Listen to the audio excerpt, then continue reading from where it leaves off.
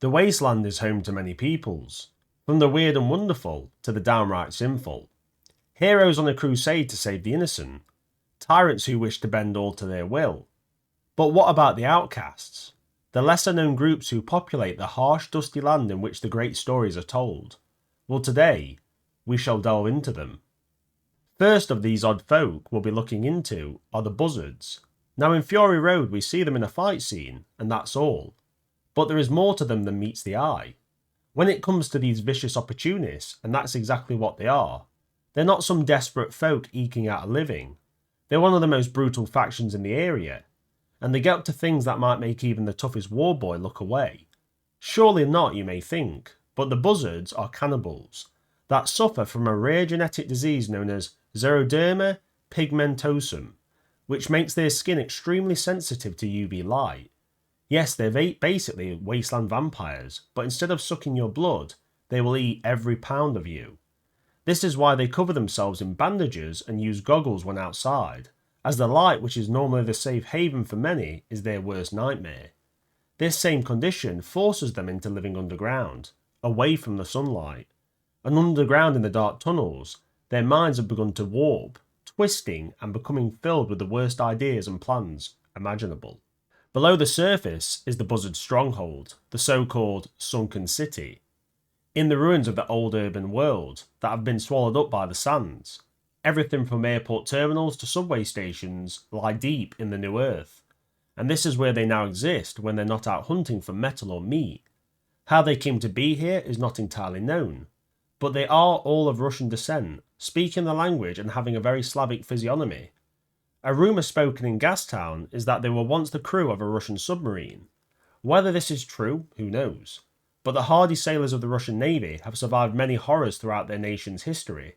If anyone could make it through the end of the world and the birth of the Wasteland, my caps are on them. The sunken city isn't just a safe haven from the light, but a treasure trove of old world technologies, irreplaceable luxuries and beautiful trinkets. And this suits the Buzzards to a T, because they are purely utilitarian. They care not for the look of their vehicles, style, civility, or any of the old world attachments. They look upon the war boys and their cult of the V8 as childish fools, spending too much time making their cars shiny and chrome. But for the Buzzards, if it doesn't serve a useful purpose, it's either for trade or the trash pile. But who do they trade with? Well, of all the people, it's the denizens of Gastown. Yes, the people eater himself. He is a businessman at heart. He counts the cost, and if there's value in trading with the Buzzards, well, he tolerates them until they become a nuisance. And the Buzzards regularly come into conflict with the forces of the three fortresses of the Wasteland. But they're welcome to trade at Gastown, and they even partake in the Thunderdome Plus fights, and it's said they're ferocious in combat, and it takes a brave soul to face one and come out alive. The Buzzards mainly trade for gasoline to keep their cars running, and many will ask, why doesn't Immortan Joe and his generals just cut them off to neutralise them? Well, they're a useful friend to have. Yeah, they do a raid now and again, but their scavenging in the depths is invaluable, and if the Buzzards go, well, even the most loyal war boys wouldn't volunteer to live in a sunken city looking for things of value. It's terrible work, and the Buzzards don't actually do most of it. They use kidnapped children to find the bulk of the most valuable things. Their small size allows them to get where no one else can. It's brutal, but it is effective. And it's not just them and the slave children. There are men and women amongst the Buzzards. They do have a community of sorts, but it's not one I would like to be a part of, but I guess they don't have a choice. The Buzzards are resilient, and when they don't have enough fresh meat from the surface, well, they eat moths. Yep, moths. And they have farms to cultivate this flying crop to keep their bellies full. A delicacy, I'm sure. But apart from the treasures in the sunken city, they must go to the surface to find fresh people for slaughter, but also to get new vehicles and scrap. As in the sunken city, vehicles in working condition are very rare, and the Buzzards are more, well, Buzzard-like in their approach to stripping cars. They find and capture ones that are easy to get, just to keep their own going. When a war boy will find a wrecked car and spend months working on it to get it into perfect shape for the Fury Road, the Buzzards only care if it's useful right now. This makes them rather short-sighted, but they have survived this long. If there is prey to find and pick apart, well, they need not worry. But as the years go on, well, their time might dwindle out with this outlook. The Buzzards' approach to road war is very different to that of the Citadel, with their tactics being ambush-based. They lay hidden traps beneath the surface to cripple vehicles, so they can close in for the kill. Their cars spring up from hidden garages that they have built into the floor of the Wasteland. One minute you're safe racing through the wastes, the next minute 3 Buzzard vehicles are pushing you into a well-placed kill zone of spike pits and steel wires that can rip through even the toughest chassis. Their vehicles are crude but effective, designed to be fast and tough, no glam or style. They look an awful mess covered in spikes to keep their enemies from leaping upon their mounts, and these spikes are jagged pieces of metal, meaning their cars can be turned into shredding machines on wheels by just ramming and impaling hostiles with their sheer bulk and sharpness. And their favoured weapons are buzzsaws and crossbows, sorry. Nothing too fancy, but easy to maintain and use. Though I don't know what a crossbow would be. That sounds better actually. I'm going to start calling them crossbows just for the Buzzards. New word. They're perfect for slashing and piercing tyres of enemy vehicles, so they can capture it and strip it back for something useful. And firearms are very rare, as supplies of ammo are non-existent for the Buzzards, but bolts can be made for their crossbows. And they excel in rapid hit-and-run attacks, taking out their prey before they can fight back. Their weakness comes in prolonged road war like we saw in Fury Road, as they struggle to go up against the more advanced and heavily armoured machines of the Wasteland. They are hunters looking for weak prey, and they prefer an easy kill over a valiant fight. In their eyes, honour is quite stupid. In the Wasteland you can keep your Valhalla riding shiny and chrome. The Buzzards have one priority: survival. Many warboys and polecats talk about when they have caught trespassers and disabled their vehicles, that they must always be on guard as the Buzzards love to swoop in once someone else has made the kill and then strike. They're killers of opportunity. They have no problem with coming in and stealing someone else's, reward, or should I say, spoils of war. The Buzzards don't see it as dishonourable or, kind of stupid. They see it as an easy day, and that, for them, is a massive win. The Buzzards of all factions of the Wasteland are the most tied to their homeland for one huge reason: their vulnerability to sunlight. Yeah, they wrap themselves up in bandages and wear goggles to protect themselves, but it's not comfortable to be in such gear for long periods of time. It must be like wearing nuclear, biological and chemical gear, hot and sweaty, and not particularly something you want to be in. So without their sunken city, they would have nowhere to have respite. If they ever wanted to move on, they would have to find safe places from the glare of the sunlight. And in a situation where they try to take a stronghold, if it turns into a siege, well, they're in for a miserable time. And in their home they must be able to tend to their skin. It's an ongoing ailment, and they must have likely made medicines and have some kind of treatment for it. So if they move, they have to take everything with them. So really, they're stuck in the sunken city. Quite a miserable situation, but they've adapted well. A lesser known thing about the Buzzards is they supposedly have a machine god. It's truly a mystery if this is true at all, but talk about sacrifices of people and scrap to the rusty almighty is spoken from time to time. Maybe it's just a small cult in the Buzzards' midst rather than a full-blown religion, but who knows? If they do have a machine god, well, they worship it in a far different way to the Warboys and the cult of the V8. The Buzzards would rather have a successful kill to show it than something like the shiniest chrome vehicle in the wastes. Like I said, they're very utilitarian. Everything must have a purpose. It's not about style and showing off. It's about, substance over style. So from the depths of the sunken city, we now rise to the mountains and canyons of the wastes, which were once cliffs, but with the water gone, they jut from the ground instead of lying under the seas. Beyond the regular sandstorms that plague the flatlands, here the car is not king, but the motorbike. This is the domain of the rock riders. Expert motorcyclists who ride and jump from rock to rock with no fear or hesitation. They have adapted to these lands perfectly. The area the rock riders live in is a natural barrier to the lands of Immortan Joe. A massive miasma of rocks towering high that no vehicle can climb. Even on foot it's a daunting task. There is but one pass through the rocky shield. This deep winding canyon is a nightmare for combatants of road war. No place to manoeuvre, barely enough straights to build up speed, and so many sharp turns and random boulders strewn randomly that your focus has to be on carefully manoeuvring your vehicle, unless you wish to lose a wheel to a clumsy blunder. This is why the rock riders choose bikes, to give them not just mobility, but they can climb and even ride upon the rocks which are untraversable to most machines.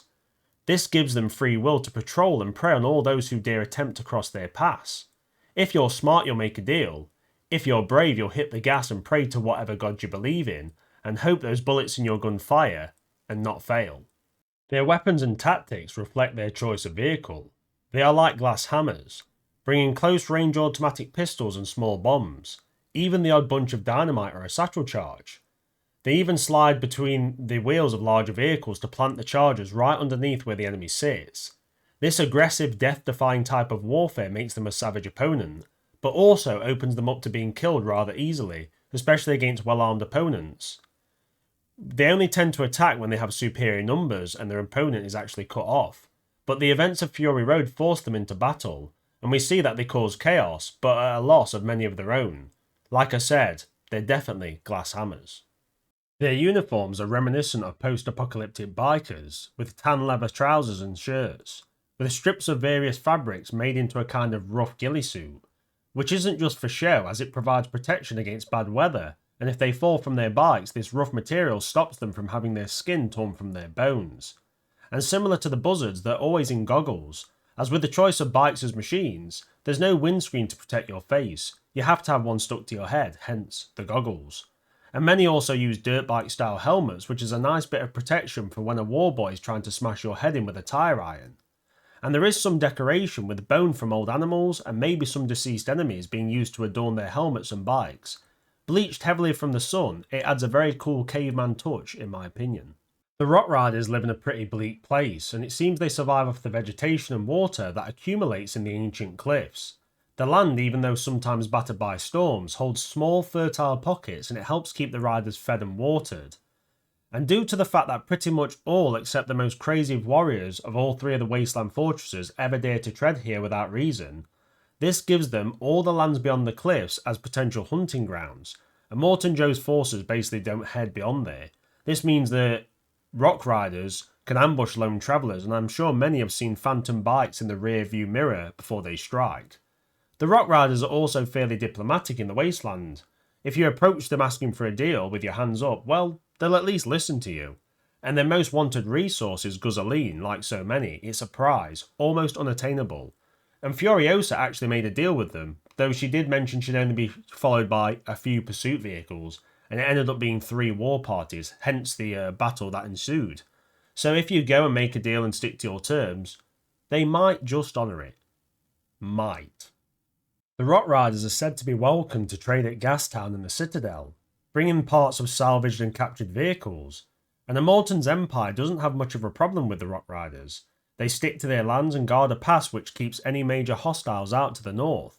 It's a good symbiotic relationship, and in time as Joe's empire expands, I'm sure he could make a deal with them, making the Rock Riders something like the Guardians of the Path to Valhalla, or whatever Joe would come up with. And their bikes are very efficient in terms of how much gasoline they use, so they would make great scouts and rapid attack teams. I really do think Joe would actually welcome them into the Empire. Whether they accept, who knows, but, unlimited gasoline and water, well, it's a pretty good deal. Now from the high cliffs to the dingy marshes of the Waste, one of the few places with water that no one actually wants to be. Here we have the crowfishers, witch-looking abominations that send a chill down even the toughest wastelander's spine. They may look evil, but it's actually a rather sad affair, with the crows or so-called bog or stilt walkers, because these are the remnants of the Vulvani, yes, Furiosa's own tribal people. The ones left behind who couldn't leave the bog, which was once the green place. It's not that they just physically couldn't go, but they actually felt tied to the land or now marsh. But these crows aren't women, but men. Yes, it shows the Vulvani aren't as sweet and nice as many might think, because these people were basically used as cattle by them. In order to keep the matriarch safe, the Vulvani would banish the boy children to the outer swamps of the green place. When boys reached puberty, they would be visited by the Vulvani, only for sperm milking and the odd ritual of family. As such, they survived by stilt walking the ooze and fishing for crows on the muddy mangroves between the green place and the desert. So you see the Vulvani, the so-called guardians of the green place, who are perceived as this nice group in the films, aren't any more moral than Immortan Joe himself, and it kind of makes Dementus not so guilty for what he did to them. Yeah, he was brutal to Furiosa's mother, but these people were literally banishing boys when they were children, hence boy children, to the swamps and then literally using them as breeding cattle. It's pretty brutal, so yeah, it definitely puts a different spin on the Vulvani. It's the first time I actually heard of this when I did this research, and I was like, damn, that is yeah, it's definitely something interesting to learn about them. The crows make a life out of fishing for crows that flock to the green place or for the meagre vegetation and insects that thrive in the now muddy slurry of the wastes. Even though it's said to be toxic, the wildlife seem to thrive here. It's a very tough life walking on stilts from tree to tree, never touching the ground and wearing a cloak made of crow's feathers and netting. But they live. The problem is, with them all being male, they have no future. They lack any vehicles as well, so they can't actually leave the swamps. They're literally stuck there, as the stilts won't last very long in the flat open waste, and going out on foot is, well, suicide. I think many who come across the crows see them as spectres or some kind of djinn of the waste, and this air of mystery keeps any from interfering in their business. And if you do go pedal to the metal into their land, well, the bog might claim you, and I'm sure the crows can fish you out for a change in their diet. This then leads us to the Vulvani, or the many mothers as they're known. The once tribe of the sacred green place has to go into the waste, as the toxicity of the world bled into every crevice. Nothing was spared. For these people it must be extra tough in the dead wasteland, as they had their little paradise, and they must now live in the horrors of the new world. They have adapted well to the wasteland, moving in a small, well-armed pack of motorcycles, keeping their resource usage light, and using the relative beauty of younger members as a way to bait wastelanders into ambushes so they can kill and claim their supplies. And being armed with long rifles gives them a significant firepower and range advantage over most of the people they come across. They are outright hostile to men, and with how they've been treated in the past, it's kind of no surprise, which is fair. They only make an uneasy alliance with Max and Nux because they are with Furiosa and the wives of Immortan Joe. Otherwise, it would have been a shot to the throat, and most likely, they would have just stole their supplies. And they're similar to the crows in the sense they're on a path to extinction due to their single-sex group. The fact is, there's no children for them, which means no future. Something that Immortan Joe understood more than anyone, it seems. So there we have it. That's some of the different factions of the Wasteland that we see in Mad Max Fury Road. There's also a bit of information there from the games and some of the comics as well. I just think they were really cool and it was worth a look into them. Obviously, there's more info on some more than the others, and obviously some like the Vulvani I kind of explained a bit already, so I kind of stuck more to the Buzzards and Rock Riders and the Crows because of this. Obviously, if I had more info on the Vulvani, I'd probably delve into it more in an episode or a video when it's kind of about the actual green place that we saw in Mad Max Furiosa, but that could happen in future. Anyway, I hope you enjoyed the video. It's been a pleasure as always. Thanks for watching, guys, and have a beautiful evening.